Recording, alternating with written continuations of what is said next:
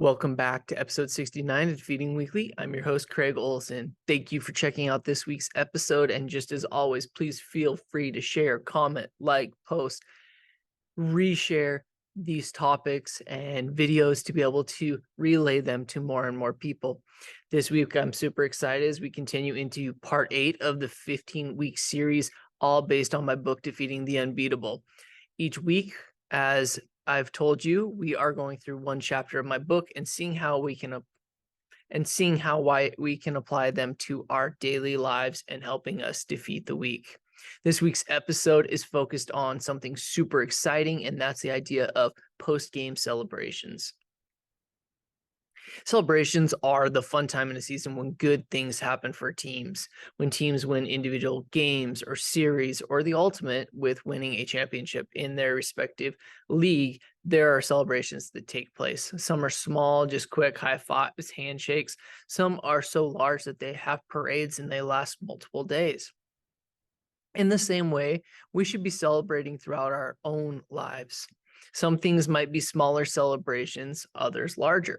For instance, today is my wife Tasha and my 4th wedding anniversary, which is super awesome, super exciting. So special shout out to you, babe.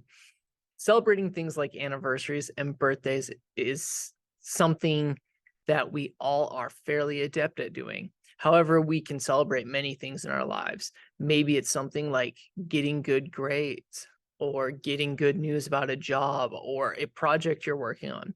Maybe it's surviving a long, stressful week. Many of us have a lot of weight or stress we carry with us. So being able to unwind and celebrate can have a huge impact. In the Bible, there are many great examples of this, but in my book, I talk about Daniel.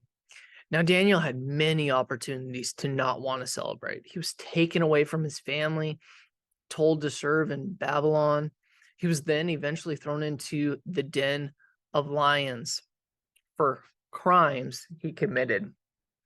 Yet in the morning, when the king came to check on Daniel, Daniel responded in the most emphatic and awesome way. Daniel's response was, "May the king live forever. My God sent his angel, and he shut the mouths of the lions. They have not hurt me because I was found innocent in his sight, nor have I ever done any wrong before you, your majesty." And that's Daniel 6:21 and 22. So this week we have a couple action steps, a little different than normal. Number one, I want you to think about and define what a celebration means to you, or what requires or warrants a celebration. Without having a clear definition of what you think celebrating means and what you should be celebrating, makes it really hard for you to be able to find those moments to know when to celebrate. And you definitely are missing out on opportunities for celebrations and, as a result, having some fun. So I have a challenge for you this week. I want you to find an opportunity today to celebrate something that happens today. It may be a quick celebration, or like my wife and I today, a larger celebration. Then I want you to comment on this post what you celebrated and how it felt for you. This week's quote: "In the end, it's not the years in your life that count. It's the life in your years." So focusing on that life. That is by Abraham Lincoln. Once again, hope you guys have a great day and defeat the week.